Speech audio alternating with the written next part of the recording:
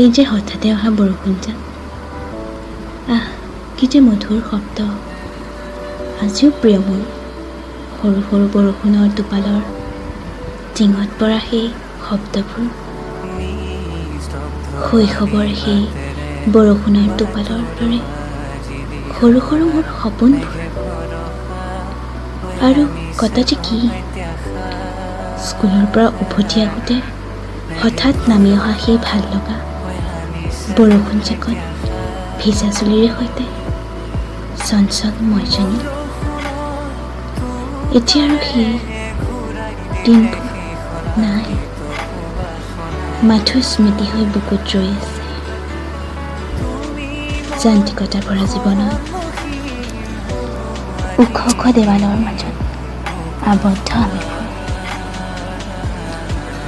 আজিকালি আৰু শুনা নাপাওঁ টিঙত পৰা সেই বৰষুণৰ টোপালৰ শব্দবোৰ। মাথো স্মৃতি হৈ ৰৈ যাব হৃদয়ৰ নিভাঁজ কোণত ভাল লগা কিছুমান মুহূৰ্ত। আৰু সেই প্ৰিয় বৰষুণজাক আৰু সেই বৰষুণৰ টোপালবোৰ সদায় প্ৰিয় হৈ ৰ'ব।